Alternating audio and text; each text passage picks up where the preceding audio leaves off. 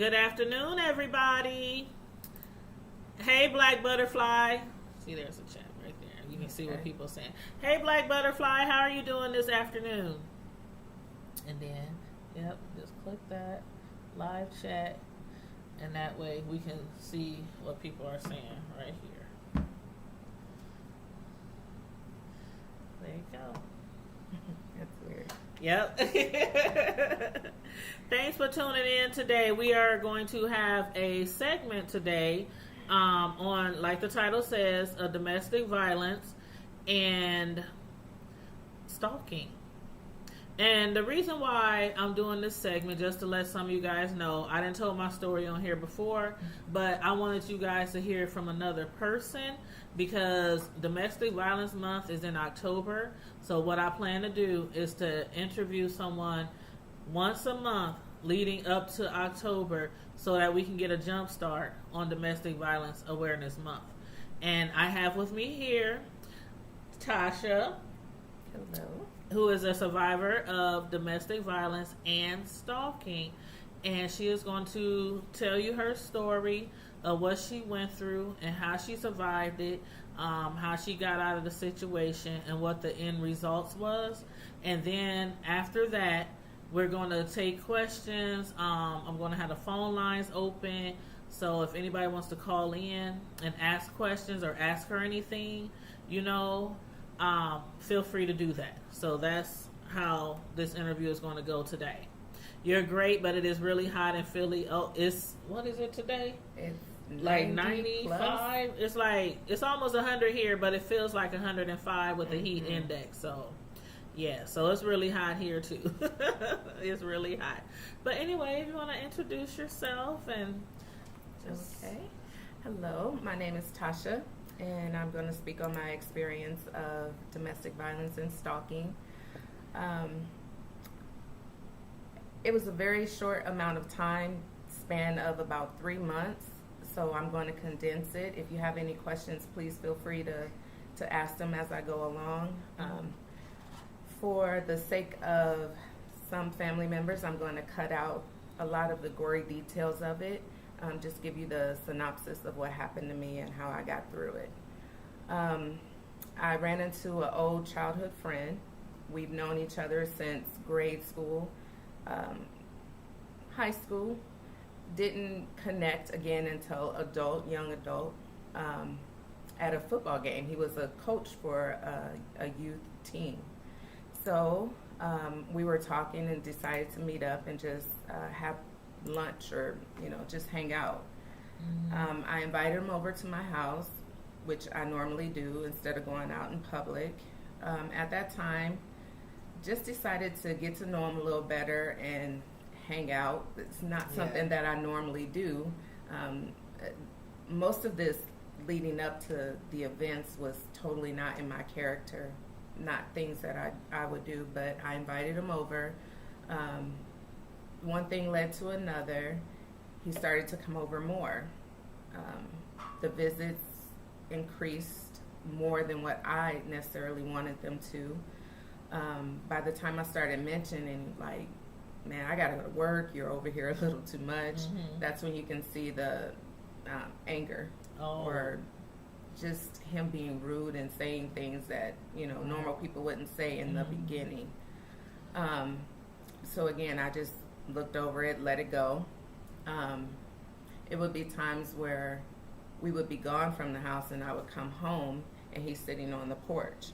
Okay, at that point, just waiting. Just there waiting. At that point, we're still on good terms, so I didn't see anything wrong with it. Yeah. You're just thinking he's anxious to see you, spend time with you, and stuff like that. Yeah.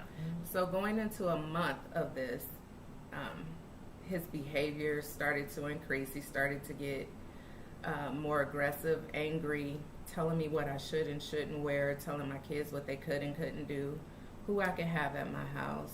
Oh, wow. Yeah. And about how long into the relationship was that for him to be trying to tell the kids? That was 1 month. 1 month? 1 month. Yeah, you did this 1 month? Wow. 1 month. And he's already trying to play daddy. Right. So at that point, I'm very protective when it comes to my kids. So that did not sit well with me. We had a discussion about that. He went into the, oh, I'll change, you know. Yeah. Okay, fine. We need to back off a little bit. You need to stop coming over here the most. He agreed to that. By month 2, by then I'm just not comfortable with the whole interaction with him. I really don't have any feelings for him. It was just something to do at the time. Yeah. And again, totally out of my character, what I was doing. Reality set in, and it's not something I wanted. So Right. by the time I tried to end the relationship in month 2, he had already gone through my personal items, which I had not known this at the time. Like your, what kind of personal items, like we met at the gym. I had a gym bag with all of like my ID that I would just transfer from my bag to my purse. It came up missing. Checkbooks, the extra checkbooks that I had put away, he took them. All things that you don't normally check for on a daily basis because you know who you have in your house. Yeah. Right. You wouldn't think you missing the check for your checkbook, just off the, rim. Okay. He would be at the house with my sister and my kids. He was having full conversations with them about me, and they would divulge things to him unknowing why he's asking these questions or what was going on. Now you would be at the home as well? No, I would be at work. Okay, so your sister and them would come over and just sit and chill and talk to him? They would sit around and discuss my personal business with him. Again, things I wouldn't normally tell someone. Right. So was he like really like one of those suave kind of guys that kind of could get people to open up and just do things they want them to do? Going into it, I hadn't realized that he was talking to people at my church, people in my neighborhood, and people at my job. He was often calling my job multiple times a day. Like I worked in a doctor's office. I wouldn't be able to bring people back or conduct my daily functions because he would interrupt with calls or just show up at work. Wow. Yeah, you did work at a doctor's office. I remember that time. Yeah. Okay. So by the time I had definitely cut everything off, you cannot come around here anymore. I'm done with you. That's when things started to unravel. He was constantly showing up at my house. He would be in my house, and we weren't there, and I would have no way of knowing unless... So how was he getting in? Did he have... He worked for a window company, so he knew how to remove the window from the frame and get in. He went so far as to remove the whole window, to get in the house? Or he'd bust my window downstairs in the basement, cover it up. There's curtains down there. So you wouldn't even know it was open. Wow. He stole my daughter's key and made a copy of it, so he had a key to get in and out. He would be up in my attic or downstairs in my basement in a closet or even in my bedroom closet. And you didn't even know? No. All this time. So would he call you from... Because this reminds me of a movie that I've seen where a stalker would be in the house and be actually calling the person they're stalking from the house. Did he do things like that? He did. He would say, who's at your house? I'm like, what do you mean? There's nobody at my house. Not knowing he's downstairs or in the attic or whatever. He also had an aunt that lived a block behind me. So from her backyard, she could see, or he could see my house. Oh, wow. Which gave him quick access to... So he know when you were there, when you were gone. Oh, wow. I would change up my schedule, and I took the trash out at 3 o'clock in the morning. And I would always keep my cell phone on me because you never know when he was going to pop up. And he called and was like, I know exactly what you got on, described in detail what I had on. And this would be at 3 a.m. in the morning? But at that time, he's either looking at me from the bush or from the fence in the backyard. Oh, wow. Him coming to my job or, you know, stalking me was one thing, but he tried to get my son out of school. He called up to the school and said, I'm his stepdad, I'm coming to get him. And that alerted the front desk staff, which I'm so thankful for. Thankful that, yeah, because it could have easily went a total direction, because sometimes they don't double check to make sure, you know. Yep. It's happened before. Yeah. And like she said, I know how you are with your kids. I've never seen anyone else pick them up but you, male wise, besides my dad. So I wanted to just check with you. I'm like, no, please do not let my son leave with him. So that started the trickle effect. My son was getting off the bus one day. He tried to grab him from getting off the bus, walking home. And my son had the withal to run the opposite direction. And what was he planning to do? If he had my son, my youngest, he knew that would get me. To come see him or get off of work or just to make you with him. Yeah, okay. Okay. He's gone up to my daughter's high school a few times, but it's high school. You really can't do anything at a high school because there's so many security guards. Yeah, all the police and and you know the kids are older and they know what's going on. Right. Now, did you sit down and talk to your kids before this? Before he even started coming to the school, like to give them a heads up, or was it after he first went to the school? Okay. It was after, because honestly, I thought you're just jealous, you're being crazy, and you didn't think it was some kind of right mental thing at that point. And anything that you did, you were going to take it out on me, not my kids. Right. After that point, we had to develop a safe word. We had to develop alternate routes. We had to speak to people in our neighborhood. So if things were happening, you know, to go here. I would always tell them to split up. Right, and go separate directions. Okay. It got to the point where every day there was an occurrence.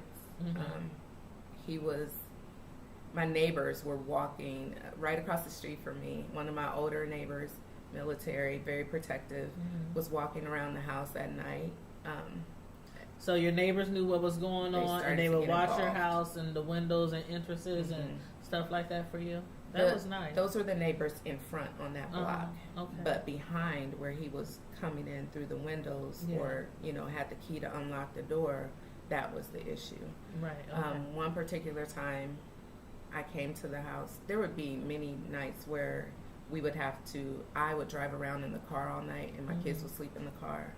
We would go to hotels. Wow. I was trying not to get family members involved because you didn't want your problem to be somebody else's problem. Okay. And at this point, who knows what he's capable of? Right. Where we would just go home, change, go do our thing. I picked him up and repeat the next day. I was running out of money because all the who can hotel afford fees. a Yeah, hotel, that's expensive, you know, after a while. and a single parent. So we were driving around one day. He noticed that I was driving around, wasn't coming home. He told me that if you don't go home, I'm going to call the police and tell them that you're going to commit suicide. Like you were trying to kill yourself and your kids. So knowing what that outcome would be, and because that might bring in CPS and have you in the system when all you're trying to do is stay away from him. Right. Their certifications and licensures I would lose, you know. That's my livelihood to provide for my family. So I went home, would barricade the house. He was already in the house. So we slept there. Nothing happened that particular night. And didn't even know he was there. While y'all putting stuff up against the doors and windows, we're barricading ourselves in with him. Yeah, unknowingly. I'll skip over a few things. I eventually had my teenage daughter, to move out of the house because at that point, he did rape me. That was the first time he had raped me. Oh, wow. And that was when y'all barricaded yourselves in the house? That was the point? No, this was after that. Okay, so a few things happened before that you just don't want to go into detail. Because, you know, okay, I understand. And so he did the first one, yes. And that's when he told me, this isn't rape because I've had sex with you before. This isn't rape. And that's one thing a lot of guys, married or dating, will tell their mate, their victim. Yeah. We do this on a regular basis, so it's nothing different. Right. But at the time that he did that, he had ripped my shorts off of me. And, you know, we went to the gym, so we were pretty physically active at that time. There was a fight involved where I'm trying to push him off, you know. Now, was this around the time that I had met you? Because we used to, just so y'all know, we go back a ways, and we used to work out together. We used to walk together like, 5 miles a day. This is, you know, we used to walk together. We danced on the same, you know, the hip hop line dance team that I'm on, that I posted videos of before. So we go way back. So around that time, that was around the time that I had met you at the gym. And I actually stopped going as much as I did because, again, he was following me everywhere. And I remembered that I would look around and be like, and our friends, and, you know, because we had a walking group. We had a walking group.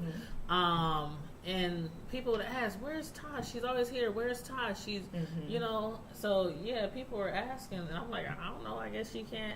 And I do remember times you would hit me up and be like, I can't make it. Yeah. Or, you know, I'll meet you guys the next, you know. Or I would meet you somewhere. Right. Meet us like halfway on the route. Car, right. Around. I could drop my kids and I didn't even know there. all that then. I was just like, oh, she'll meet us at the end of our location and walk back with us, you know. But again, that was my way of thinking. I could take care of it and not get other people involved. When in hindsight, I know now if I had spoke up, I would have had more people around me to help me out of that situation. Right. But he took the clothes that he ripped off of me that day. So I'm thinking, how can I prove that he did this to me? Right. He's right. We had sex before. And he took everything, your underclothes, your shorts, everything. So fast forward, skipping over a few other details. But within this time, he has stolen all of my clothes. He had a female that resembled me to go get an ID saying she was me.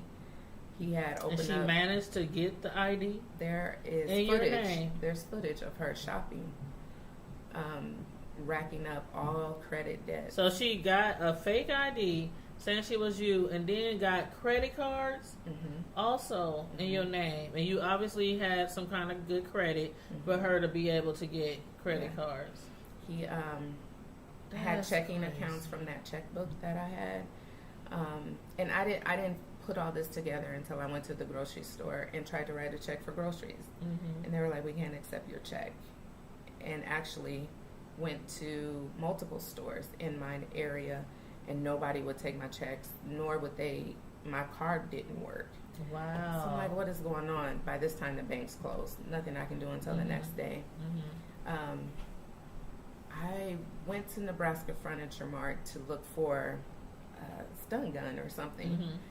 And right when I walked in, I was like, okay, I'm not going to ask where's stun guns. That's kind of suspect. So I'm walking around, and then I notice these men are following me. I'm like, okay, I'm not stealing anything. I don't do stuff like that. And I go down, let me look at the furniture. I'm killing time until my kids are out of their practices and I can go pick them up. I'm looking at videotapes and furniture, and a lady comes up to me and says, we need to speak with you right now. I'm like, what? Okay. I go to the back. They show me footage of this girl who had taken on my identity. And she looked just like you. Now, I was very sleep deprived. I was working off of, a good day would be 4 to 5 hours of sleep. 5 hours interrupted, but 4 hours would be a good amount of sleep for me. Because I was... Very stressful.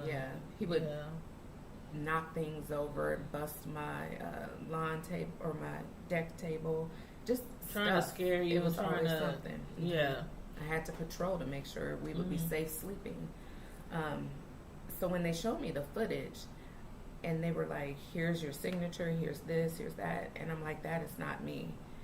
But she had on my clothes. So she had stole all your clothes. The only way I knew that, because of the footage, how far away it was, the only way I could say that wasn't me, her body type, everything was like me, but she had braids. I've always had short hair. Yeah. So I'm like, okay, that's not me. I had a friend that moved into a duplex that I lived in, which was my old address. He had mail coming there. That's how I found out he had multiple credit cards, and they were doing all this other stuff in my name because he used an old address. Okay. So everything started hitting me all at once with that.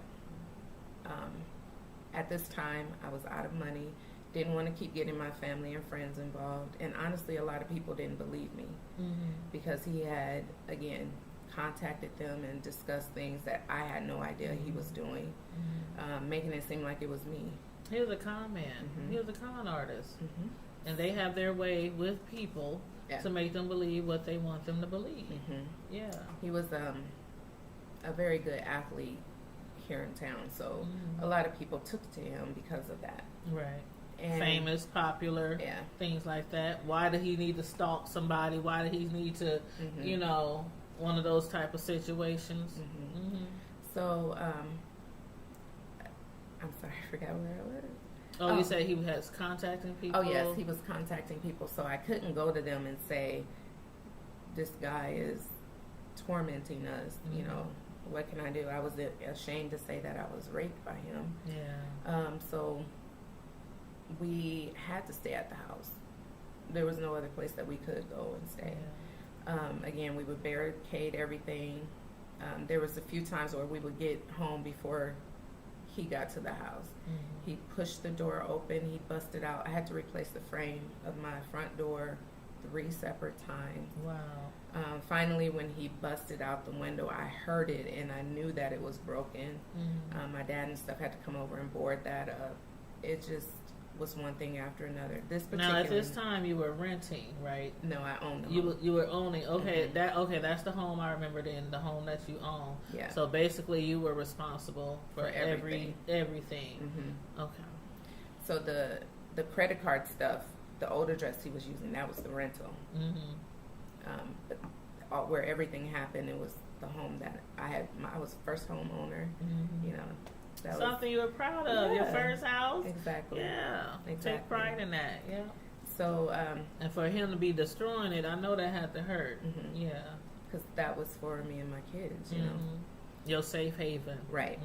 Right. At this point, I totally felt defeated and, you know, just ashamed, embarrassed, everything. Now, is this the point where, like, when exactly, like, did a lot more stuff lead up to that before the police were involved? Oh, I was calling the police sometimes 2-3 times a day. Okay, so the police were... they were aware of everything. He somehow gotten access to my daughter's cell phone. He knew somebody at the cell phone store that would give him access to transfer my daughter's phone number to his phone. What? He would send me messages, had me thinking somebody was doing something to her. It was... it's very hard to follow and believe, but... I can't believe somebody actually helped him do that. Like, that is illegal and immoral, and you should be able to be fired or something for something like that. I can't believe that. They go by codes. So the police couldn't track the code to know exactly who did what for him.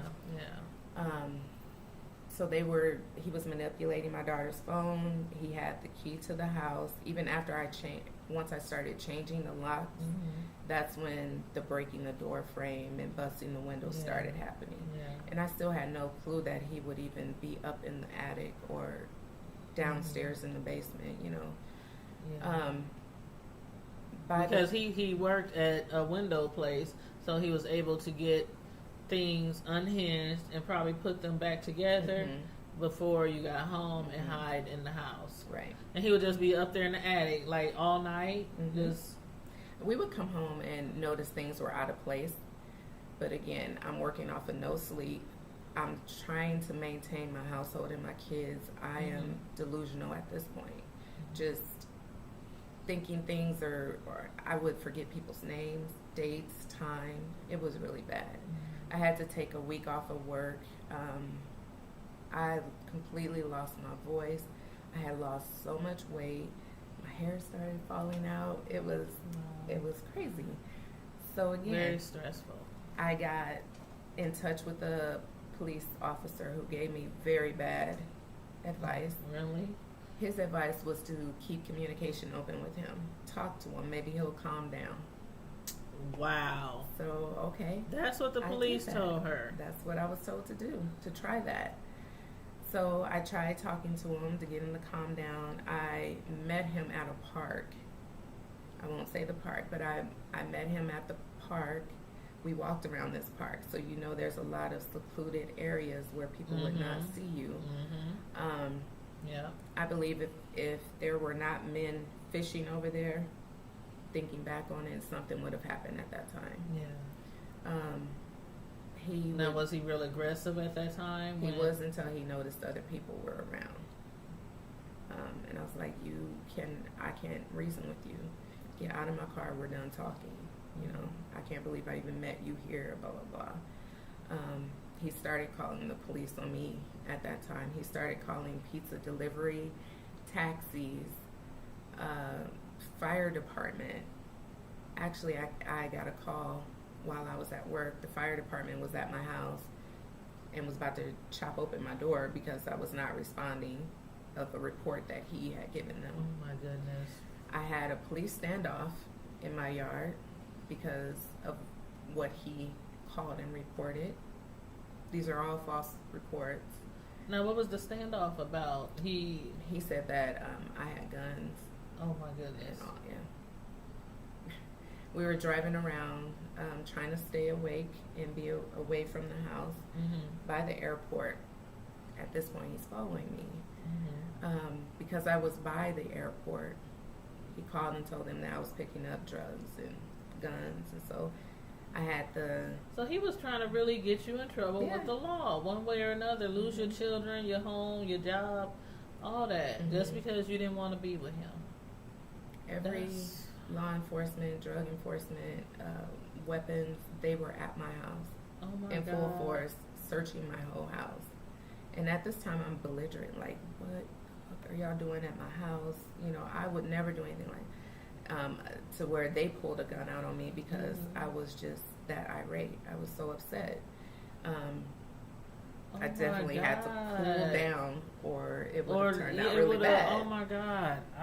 Wow. So at that time, I'm still going off of the bad advice that a local police officer had given me. To keep in contact with him, hoping to calm him down. Yes. So that led to him showing up at my house. He had come in that day, and I'm like, okay, fine, we'll sit down and talk. Things escalated really quickly. He was talking to something or somebody that was not in the room. He was drinking.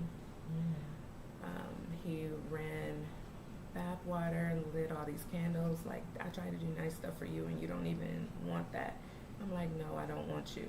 That was a bad thing at that time because that's when the most violent interaction, rape, happened. Oh my God! So he did it the second time. That was the second time for this, the rape, the assault. He had actually not the second time. That was the third. That was the third time. He had made food and I wouldn't eat the food. He would throw stuff out of my refrigerator, just losing his mind. But at this time, during that rape, he made me get in the tub. Like, he knew exactly. He knew what to do and made you clean up. Did he take your clothes again, or? He didn't touch anything. He made me take it off. Okay. He kept telling me he had a gun, and I wouldn't know where it was because he hid it. I had a shed in the backyard. He was like, I can go out there right now and get it. And besides, he was getting in the house when I you had weren't no even idea. there, so you didn't know where. It could have been under the couch, under the bed, Right. under anywhere. Right. Yeah. Okay. So this is the part where I can't go into specific details because But it was the worst it would be one. traumatic. Yeah. Okay, I understand. We don't want you to. Yeah. Yeah, I understand. So at that point, I had it. I was fed up. I couldn't tolerate it anymore. I went and got the restraining order. And the judge, I had sat there and listened to him tell 2 other women no for their restraining order. And he said, talking to me, and just, I couldn't even write, I was shaking so bad. And he was like, I'm going to grant it. Just sign here. And I was like, okay, what do I do now? Like, I didn't know what steps to take, what to do next. He gave me a card to go speak to this detective. Lo and behold, this detective was already working on a case involving him. Oh, wow. And she was telling me, do you know he's doing this to 4 other girls before you? And I'm like, what are you talking about? Hold on. Was he doing it to 4 other girls before you or at the same time? One of those girls, it was at the same time. Wow. So he was done with 3 of them, and he was on number 4, and you were 5.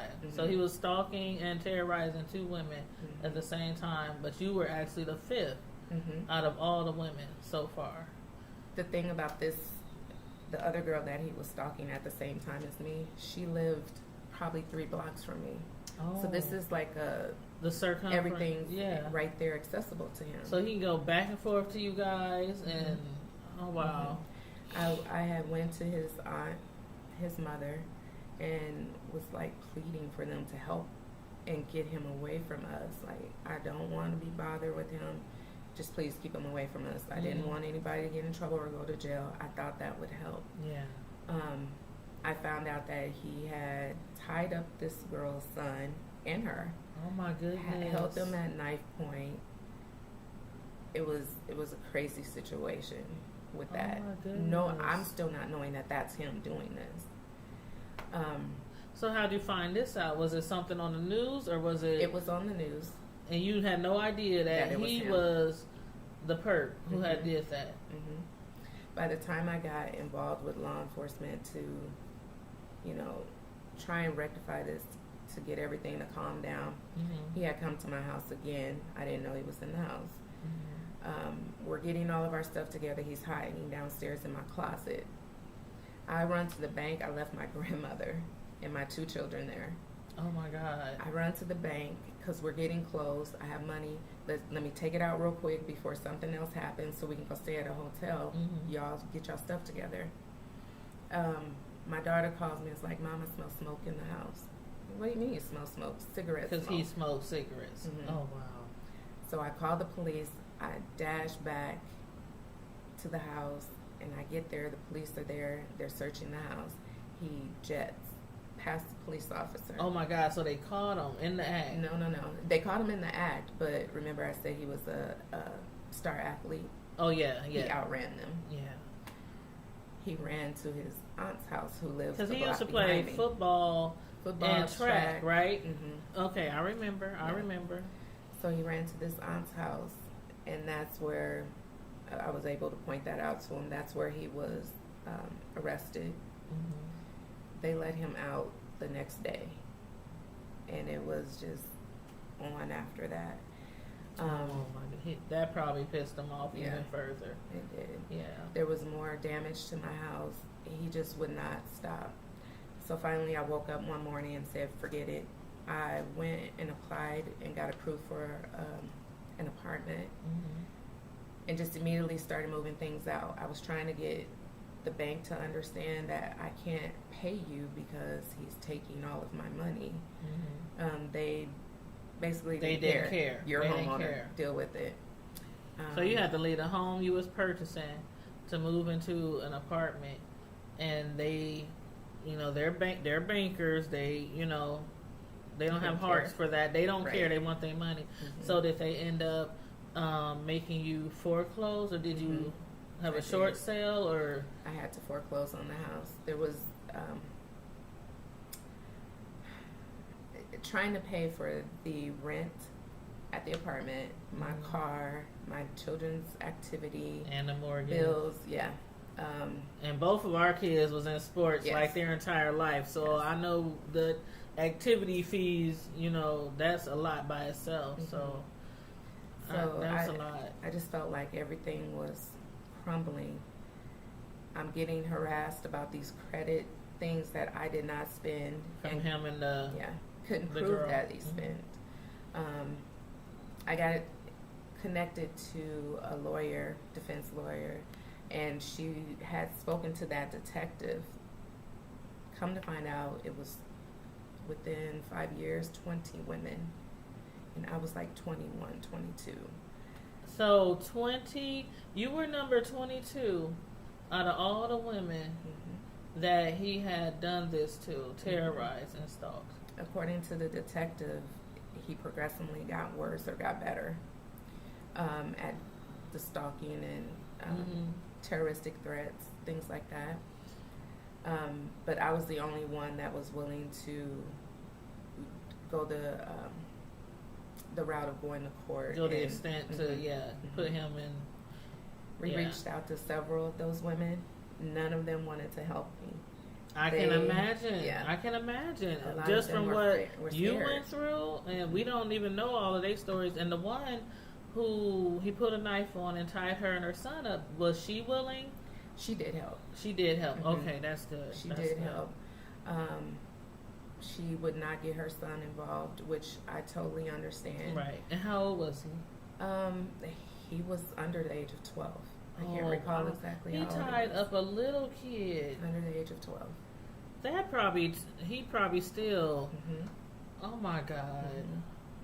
I found out later that he would hit my son or say things to my son when I wasn't in the room, and just things to Just put because, fear just to in take them. stuff out on you and also make Right. them do what he wanted. Right. Yeah, he wanted everybody to fear him in the Right. house. Right. Which ultimately ended up working because, again, I had no exposure to that type of situation. So the lawyer researched a lot of things for me. She got a second detective involved. That's when they found out that my credit was being used, and this is why I had no money. The girl that took my identity had gone to Texas and was living as me in Texas. Oh wow. She got arrested there because she was in a car accident, and in that accident, a child died. So she got arrested for that. Somebody else's, the person else's she child hit. died. Oh wow. So did they bring her back No, up she here, was still in or Texas she? because of that death of that child. Okay, so she had to face that first, and then did she ever face stealing your identity and all that? That came later. By the time they found, I almost said his name. By the time they found him and got him arrested, during this time though, it wasn't just him. He had recruited his cousins, friends, brother to help stalk us. Like if he wasn't available, somebody else would be doing it. My tires got slashed. Something happened to where I could This only guy go had in a lot of reverse. pull. Yeah. Like, I remember growing up in the day, and our friends or family might ask me to do something, but stuff like that, stalk people or tear up destroy somebody's property, he must have had. What do you think made people do that kind of stuff for him? Just a master manipulator. The judge called him Dr. Jekyll and Mr. Hyde. So he could switch back and forth. I can see that. He definitely had people around him who were not, I don't want to say uneducated, or I know what you're saying. don't always use the best common sense. I know what you're saying. Probably some thugs. Yeah, those two. And that's what I'm thinking of. Some people who don't care about the consequences. They just want to hook up their home and do, Yeah, I got you. That kind of thing. I mean, from the items that they purchased from that big store, Mm-hmm. yeah, I didn't even have that for my kids. They had parties off of everything. It was bad. So because of the amount that was taken, that was another charge. I wasn't able to prove the rape because of the way he went about it. Because he took the clothes a Mhm. few times, and then sometimes he made you take baths afterwards. But the phone records that I had, I went through 3 cell phones because he would just call so much that it was burning out the makeup of the phone. I had to change my number multiple times. The amount of telephone reports I had to make to the police, the amount of times the police was actually called, all of that built up a case. There was voice recordings of him saying like he's Threatening you going to and kill my stuff. grandmother, he's going to kill me. Coming up to my job, and I worked for a big hospital, so they were complaining about that, and that also added to my list of things that he was doing. Right. So once he was arrested, he was making phone calls to these thugs that he had helping him to do these things, telling them what to do. Of course, that's recorded. Okay. So by the time this girl got arrested, she's in jail for that. They catch up to her, and now this is another charge for her. Okay. She's saying, well, can we drop that and I'll talk? So without that So girl she that took took a my plea. identity helping, and the girl that he was stalking at the same time. Right. The one he tied up, that one. He has to do over 24 years Wow. in jail without parole before he can. Even be eligible to Right. come up to be interviewed for parole. Wow, So he got 24 about- years. They gave him 24 years. That's Yeah. almost 1 year per woman. But since only a few of y'all testified, that's like 8 years for each one of y'all.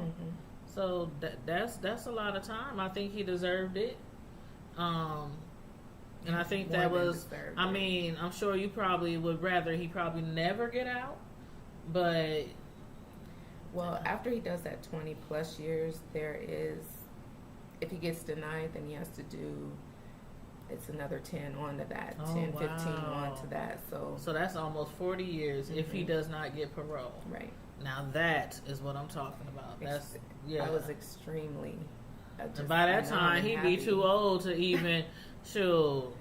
If he'd be lucky if he can even do anything at that age, especially how prison wears you down and fights, and then the reason why he went in there. Who knows what's going on with him? Unfortunately, up in there. before he went to prison, he had connected with another young lady and got her pregnant, so he has a baby. Oh wow! And there was some manipulation. Is that his only one? No, he has 3 other kids that I know of. But this younger lady, the things that he did to her, she was so afraid and intimidated by him and his family that she just was like, I cannot help you. I can't do that. Yeah, she was fearful because she probably thought, like, in a lot of situations, even if I testify, even if I talk, what if he don't go to jail? What if he only gets a year or two? What if he comes back or have his family members, retaliate against me? So I understand, I really do. The main reason I put the thumbnail on this video that I did, which is a woman with a man's mouth around her, and it says tell someone or speak out, is because of that. Because in a lot of situations like this, the guy like that was like number 22, and if any of them were strong enough or willing, he probably wouldn't even got to you. Right. And that was my whole point of speaking up, so that there wouldn't be anybody after me. I didn't find out about this young lady until we were going to trial. It was like every time I spoken to a detective or we had a court date, it was like, oh, by the way, this happened or he did this. He was sending letters to me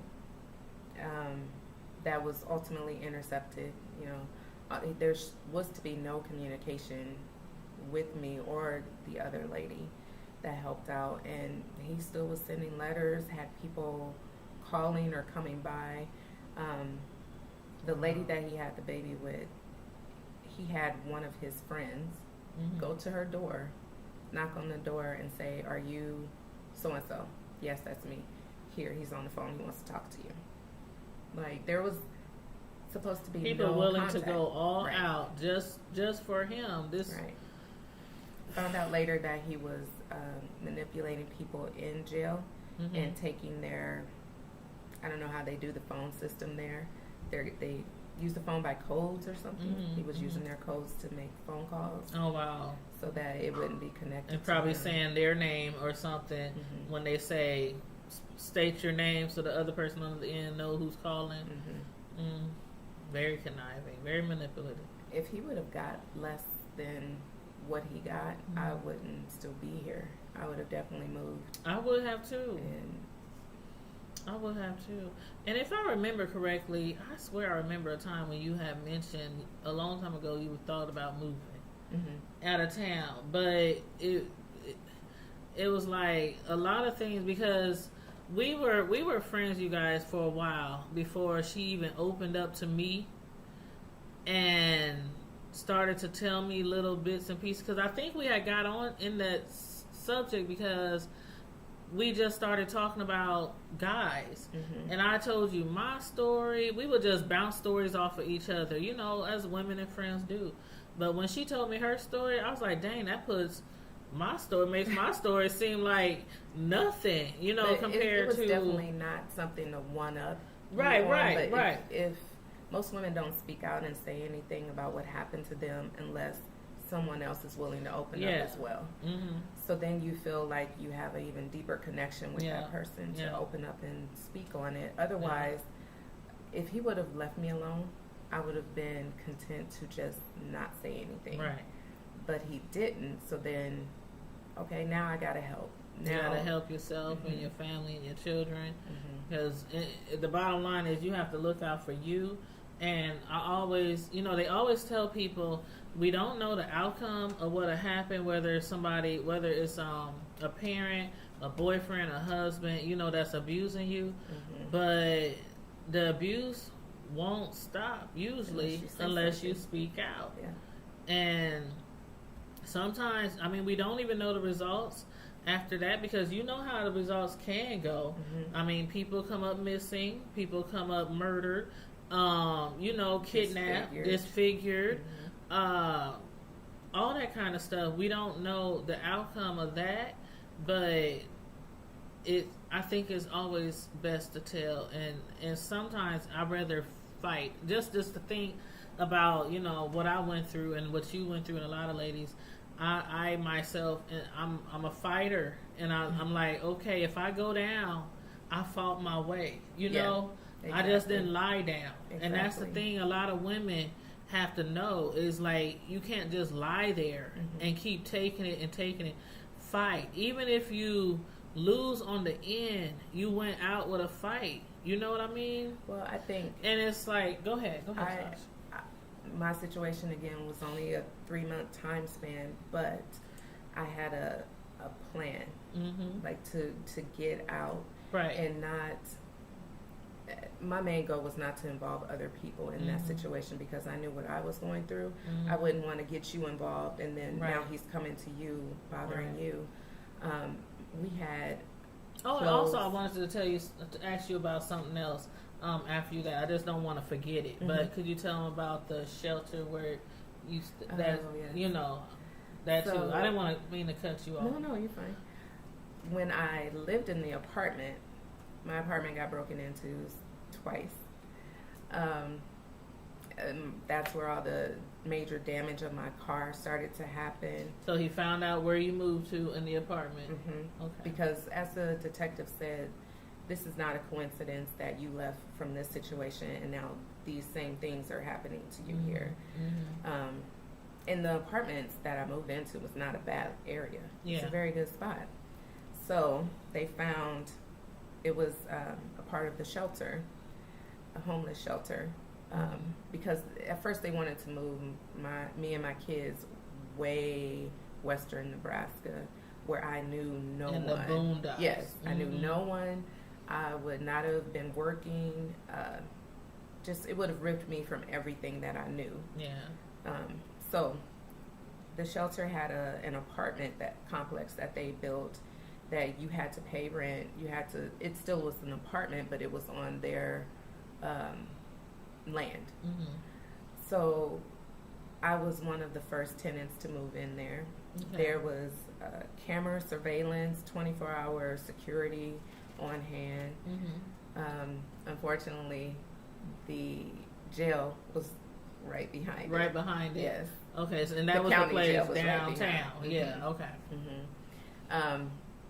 So I agreed to move there because, again, we could not stay in the apartment that we were at because we could wake up one day and someone would be there. So we moved there. At that point, I did start to relax a little bit because they showed me the security system. Like the minute you turn down that street, you're being recorded. You enter the building. You can't enter the building unless you're buzzed in or you have this magnetic card. Right there is the security office or the apartment manager. There were counselors there. It was always some type of activity happening there. Even going to your apartment, you would be recorded down the hallway. Okay. So that was very safe, very secure. They spoke to the people that managed the property and told them what my specific situation was. So I wouldn't say they watched out for me more than anybody else, but there were certain... But they were very aware and made sure, There were programs that me and my children didn't have to participate in because I worked full-time or, you know, whatever the situation was. They would take the kids to school for me. So I didn't have to worry about them standing out on a bus stop or anything like that. That was really cool. Yeah. For them to do that for you, that was really, really nice. So once you get that connection and you start to tell your story, just take all the help that they're willing to give you because I was a very proud person. I can make my own way. I'm working. I can do this on my own. But to get that help was honestly like a load off my back. Yeah. And I'm sure it was for your children too, because after dealing with him and they know that he can't get in here, there's security, there's cameras, you need a badge to get in. So I'm sure that made your kids. Right. Yeah. Wow. And now this is public information. The guy who did this to 22 women, who has up to 40 years. Well, he has a 40-year sentence unless he can go up for parole in 24. But if he doesn't get it, you know, he has technically a 40-year sentence, which I'm grateful for, and it didn't even involve me. But because just imagine if she wouldn't have, and the other women weren't going to speak out. She reached out to them to see if they would, you know, back her to try to get him locked up. So if she wouldn't have took that stance, imagine how many other women that he would have, you know, terrorized and attacked. And the thing about the women is one of them worked for the county. I worked in medical. Another one worked for like the treasurer's office. Like he was like a career woman seeking guy. Right. He liked women that were established, homes, good jobs. That was the progression that the detective told me about. Like, don't think it's just something about you. It was just his progression of what he was doing. He did tell me several times that he was going to take everything from me. He was going to Kevin Federline me. Do you know who Kevin Federline is? Yes. Okay, so he got Britney Spears pregnant and took all her money, filed alimony, all So that's what he had planned to do to me.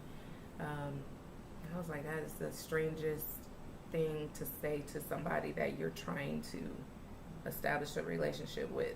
Of course, he was not trying to establish a relationship with me. He was trying to get what he could get. Abuse you, use you, take control. Do you know, like, if from his past, like, do you know if he grew up in that type of situation where maybe his father was abusive? Do you know anything about I have met what might have made him that way or helped to mold him into that person? I've met his father. His father was if I would have shown interest in his dad, I'd probably be with his dad. Or his brother was very aggressive in being in my face and trying to hug me and stuff like that. His mom played the nice, well, oh, it's so nice to have you here, and but the things that he would tell me, that there was a lot of abuse or going without, things that I wasn't exposed to when I was younger. We lived different lives. Even though we were in the same neighborhood, my household was totally different than his. It was more chaotic on his end to where it wasn't for me. Okay. And do you want to say who he is? I would prefer not to say his name. It is public knowledge.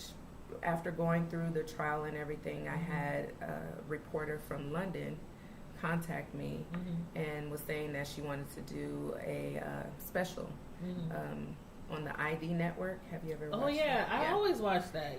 I always watch that. I thought, right, this isn't real. I told her I don't have a passport. She immediately sent me the link to fill out the passport and a check in through FedEx to get the passport. And I was like, this can't be real. I said, I don't have money to fly over there. And she was like, it's all expense paid trip for you. So my boyfriend, now husband, went over to London. She's married now to a good guy, a very good man. Very good. He flew over to London with me. Again, I'm thinking this can't be real. The lady sent me links on other stories that they had done. I go over there, we do it. I had a person that was responsible for driving me, a person that was responsible for getting my food. I had a makeup artist, a stylist. The climate over there for us American black women was not kind, but my hair was like a helmet, but they did their best. Under the circumstances. I had wardrobe, whatever. If I said I wanted, did they have you looking like the old Oprah? Yes. With the hair all big and If I said I wanted a candy bar, I had one particular person that would drive me to get this candy bar, or one person that would go get it for me. That's how protective they were. Right, and I can understand that they want to make sure, because just because you out of town or just because you overseas, don't how they say everybody is reachable. Right. Right. We were in England for 7 days. 8 days. 8 days. And we got to see the sights. Everything was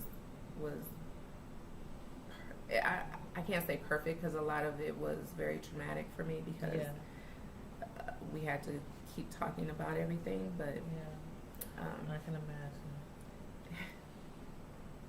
It went through. It's my husband standing over there now. He's smiling at us. So is there anything else you wanted to say regarding that before I see if anybody got questions? Or I would definitely say have a plan before you just decide to up and go. Make sure you have your necessities, what you feel like you need to go. That's your personal items, things for your kids in place. Make sure you have somebody that you can trust and tell as you're planning your exit strategy. And the day you decide to do it, please just do it. Just don't think about it. Just go. Just get out. You have Is to that go. what? And I was just about to ask you. For the people who are watching, if you know, like, if they know somebody that's getting abused, they really, really know they're getting abused. Like, what could they do to help? Like, because there's some situations where people is like, they just keep taking it, and people tell them to get out, leave them, and they're, they might be scared or so in love. I mean, what advice would you say as a friend or a loved one watching this display? What would you recommend that they do? Number one, be that person that they can rely on. If you came to me and said, Tasha, I need to get out of this situation, you know what? I would have your get out bag at my house. I would have that hotel registered in my name for you to get there. I would have all calls coming from the women's shelter or the detectives to come through me. Be that barrier so that they can get the services they need without putting their life in jeopardy. You don't want anything coming to your house from these places with your name on it. And most of the things are very, they think about that. They're very aware of the danger because you could be killed for even trying to leave. They have those little tearaway things in the bathrooms, women bathroom, a phone number that you can call. Your doctor's office is a safe haven. And they always ask you that. They started like maybe 5 or 10 years ago asking you, are you in any kind of situation? And I always be looking at them like, no. And they'll ask you if there's a person, a male or someone, even a female, because they would ask you. Because women, I mean, with the gay and lesbian relationships and, things like that, women abuse women as well. During one of the interactions I had with him, the pressure that he applied to me gave me a lump in my breast. I didn't connect it that that's what it was from. And the lump was very visible from the way my uniform fit, that the doctor was like, hey, let me check that out for you because he knows of my family history of breast cancer. And as he was examining me, he's like, everything okay? Because he could see that it was a bruise. It wasn't just a lump, it's a bruise. I skipped a pelvic exam once because I had a bruise on the side. And you didn't want them to see it. Right. Yeah. Because they're going to ask. And he even offered to have my family to come stay at his house. To this day, we're still very good friends. Just that offer to extend that help to me was more than I could ever have asked for. I did not take him up on that because, again, he's a doctor. I didn't want to bring, and he had 6 kids. To merge the patient-doctor thing. And Amber has a question. She said, did he plan to trap other women with the threat of creating a child? Do you know if that was maybe, did he try to like impregnate you or talk about children? He did try to get me pregnant several times. Fortunately, I have a tubal ligation, so, but again, we weren't together long enough for me to even be discussing this with him. It wasn't until after things started to fall apart that I figured out what his plan was. Now, the young lady he got pregnant after me, again, he planned that. Because he feels if he has a baby with you, you won't go anywhere. And you'll always be there to take care of the baby. And for the next like 18 years plus, you would have to be involved with each other's lives. And her other question was, did you and the other women look similar? Like, I know the lady he had steal your identity, she looked like you, but what about the other lady? No, we were a wide range. The lady that helped me in the situation, she's probably a lighter shade than I am. She's taller than I am. Our body facial features, nothing looked alike. But for this particular reason of stealing my financial information, he needed somebody that looked like me. Okay. Hey, Miss Naturally Nolans, if anybody else got some questions, Tasha has a few more minutes to answer a few more questions. If anybody else has some questions, and everybody, make sure you share this live out. If you have your own community tab on your YouTube channel, please share this live out for me. I would really appreciate it.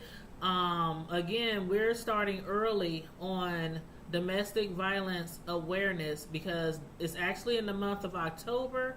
But again, I'm going to do an interview like once a month leading up to October with survivors of domestic violence because we don't have to wait till October to discuss it. You know, this is something that should be discussed on a routine, basis. And, Amber says, so essentially he just went for intelligent and financially comfortable women. It sounds like it, huh? Yes. And beautiful. Yes. He definitely wanted that financial security. There was one lady that was in the military. Mm-hmm. Yeah. Financial security was definitely a part of that.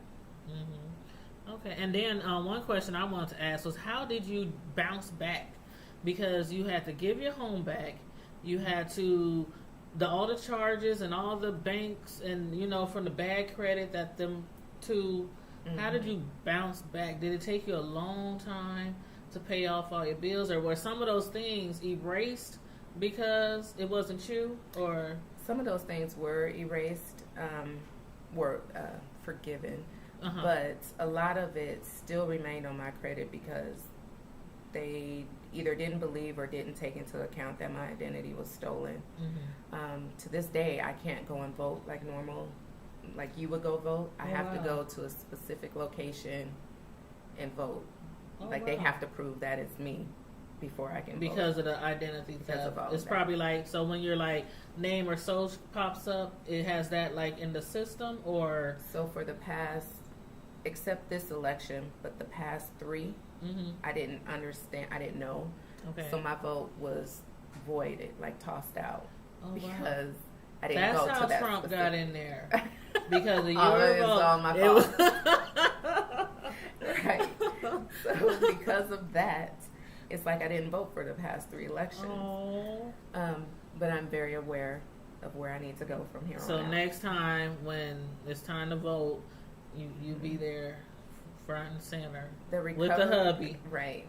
Vote. The recovery part was very difficult. Mm-hmm. I had a very hard time being called a victim or a survivor because then I would have to admit that I was raped, and that's something I did not want to attach to myself. Yeah, I understand. Being black, being female, you already got so many labels. I was a teenage mother. Yeah, mm-hmm. So many labels already attached to me. Now I'm a victim. I just didn't want that. So counseling was involved. Mm-hmm. A lot of time and for you and the children, or just for you? For me and the kids. Yeah. Okay. Just pulling back from a lot of people and a lot of things. Mm-hmm. I stopped going to a lot of large public events. Yeah.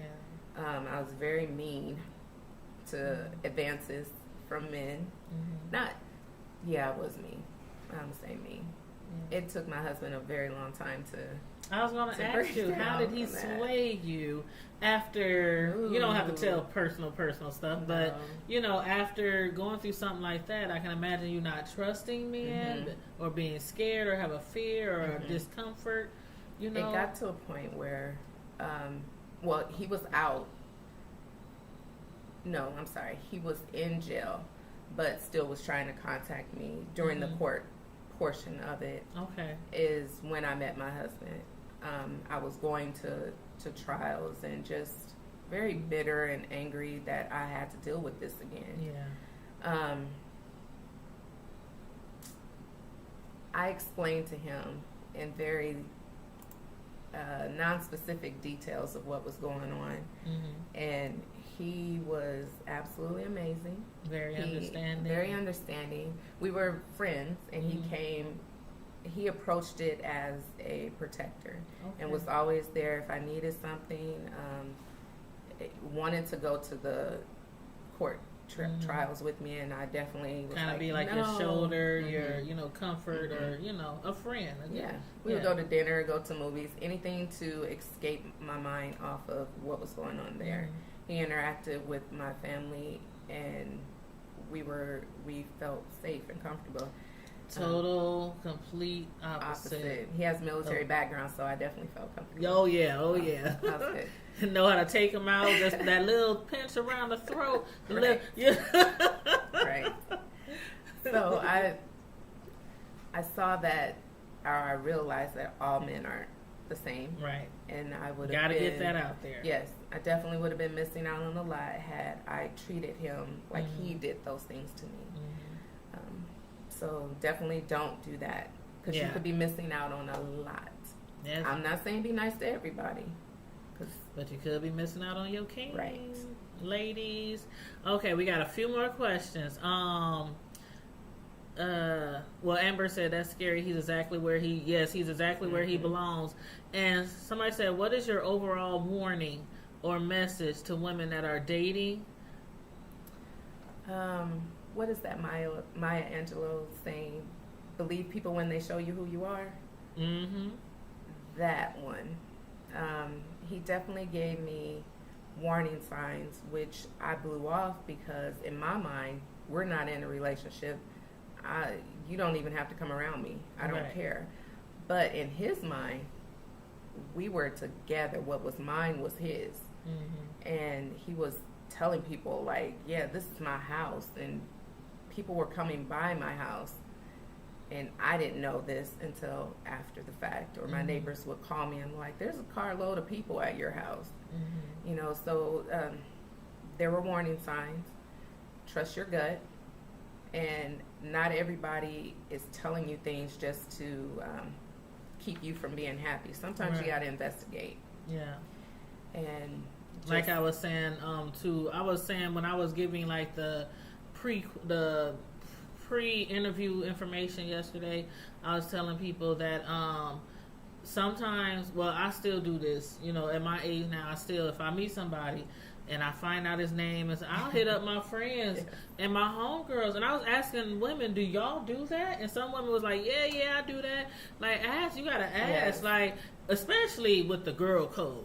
Have you ever dated this person? Right. Have you ever anything like that? Because I believe in the girl code. I don't want no leftovers. But not only that, because if, like, I met somebody before and somebody's like, oh, he's crazy. That man had been to prison. That man, okay, erasing name out my phone and, you have to ask. Because you never know. Somebody could know that individual and know that they are not necessarily good for you. So you have to ask. I got lucky.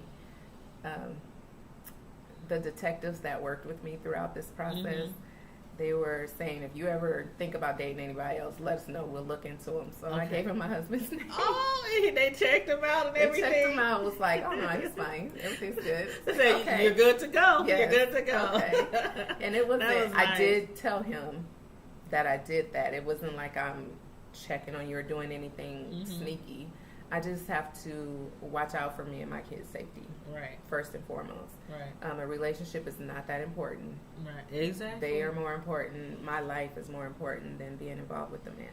Yeah. And that to me is one of the main reasons some women do stay in destructive relationships, because they cannot stand being alone.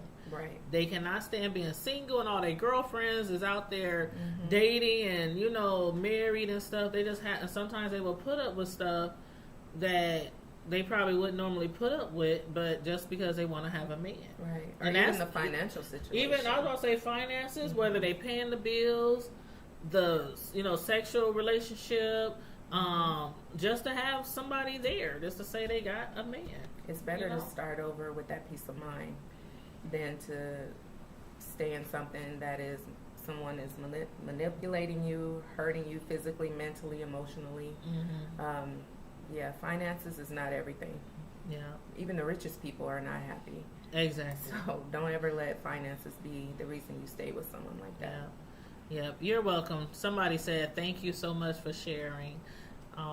That was nice. You got a lot of good comments are in this chat. I'll have to go back and read all of them. You can But, attach the ID okay. thing to Matter of fact, hold on, let's see. Would it be under like, Latasha would it be under your Edwards. name? Mm-hmm. Okay. Or just take out that part and just do Latasha Edwards. Okay, let me see.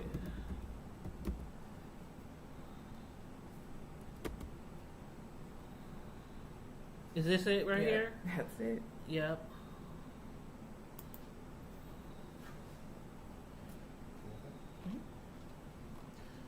Okay.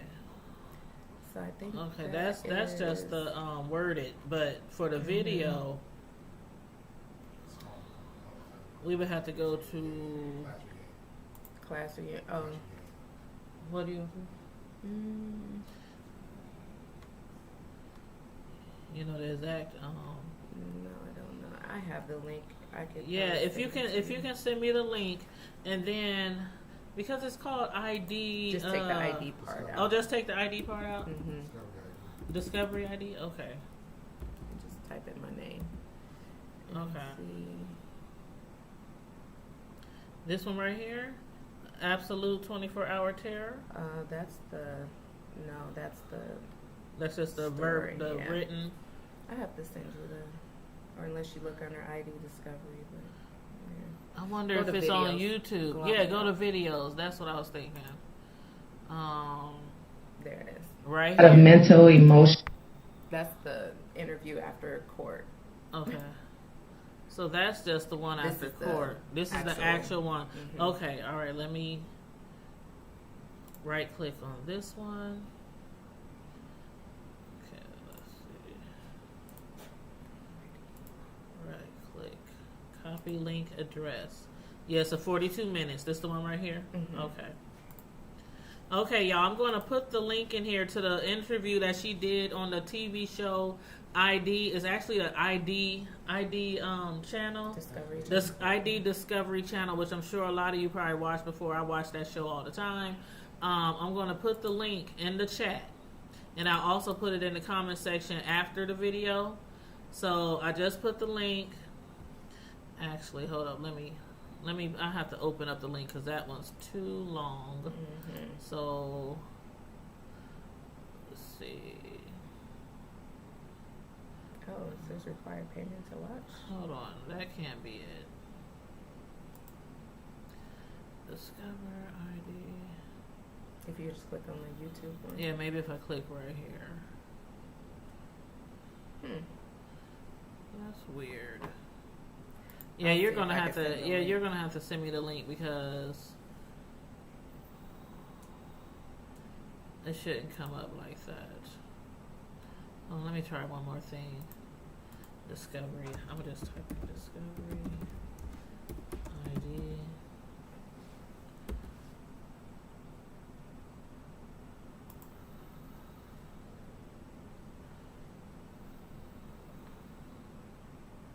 Oh, wow.